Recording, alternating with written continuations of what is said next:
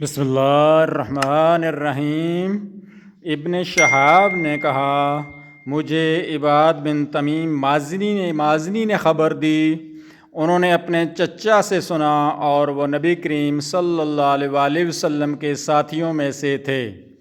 وہ کہہ رہے تھے ایک دن رسول اللہ صلی اللہ علیہ وآلہ وسلم بارش کی دعا مانگنے کے لیے نکلے، اللہ سے دعا کرتے ہوئے اپنی پشت لوگوں کی طرف کی، منہ قبلہ کی طرف کیا اور اپنی چادر پلٹی، پھر 2 رکعت نماز ادا کی۔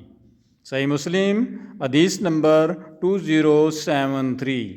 ابن ابی عدی اور عبدالعالی نے سعید بن ابی عروبہ سے، انہوں نے قتادہ سے اور انہوں نے حضرت انس رضی اللہ تعالیٰ عنہ سے روایت کی کہ نبی کریم صلی اللہ علیہ وآلہ وسلم استسقاء کے سوا کسی اور دعا کے لیے اپنے ہاتھ اتنے زیادہ بلند نہیں کرتے تھے یہاں تک کہ اس سے آپ کی بغلوں کی سفیدی دکھائی دینے لگتی۔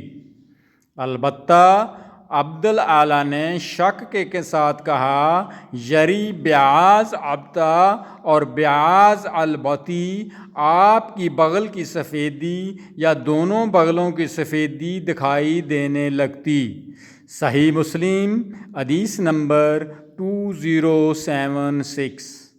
چینل کو سبسکرائب کر دیا کریں تاکہ آپ تک نبی کریم صلی اللہ علیہ وآلہ وسلم کی اچھی اور پیاری حدیثیں آپ تک بر وقت پہنچ سکیں۔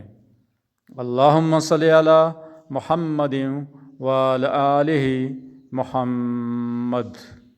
اللہم صلی علی محمد وعلی آلہ محمد۔